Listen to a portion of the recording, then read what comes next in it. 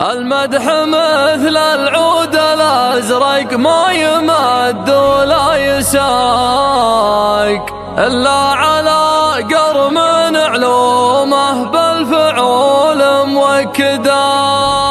لا صدبوا جنب نصخيف وصدبوا كف الرقاق، علي الثمالي ما يجنب لين يبلغ مقصده.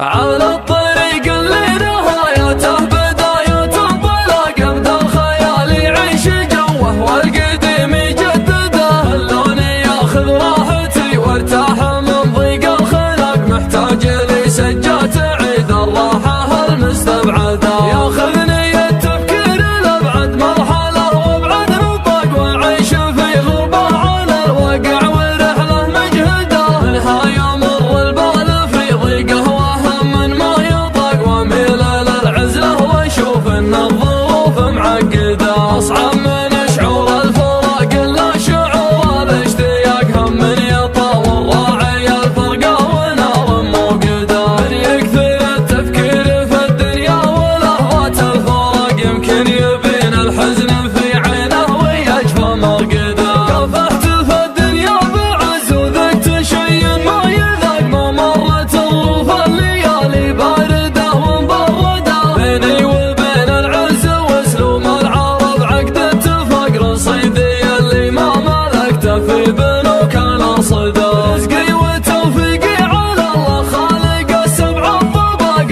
اعيش لحظتي ولا افكر في بكره وابعده. كم من سليم شكله معافى وتفكيره معاق، يمشي على البيضا برجلينه وعقله في يده. اللي ينفتح للشر باب يصير كانه في سباق، واللي نصيته في مجال الخير كانك تطرده. الخير والمعروف ما يجزى بصده وانشقاق، على الاقل اللي يتجمل فيك احد لا تجحده. هيا الرفيق اللي لي ضاقت علي الارض ضاق، يسعدني اللي شفته اسعد واحد الله يسعده. صدره خلي من الحسد والحقد واسلوب النفاق، لا شفته بقل ضيقة الخاطر عساني مفقده. المدح مثل العود الازرق ما يمد ولا يساق الا على قرم علومه بالفعول موكده. صدبوا جنب نصخيف وصدبوا كف رقاق، علي الثمالي ما يجنب لين يبلغ مقصده. اصبر مع اهل المرجله ما هو سريع الاحتراق، يوم الاسامي بعضها بالانقلاب مهدده.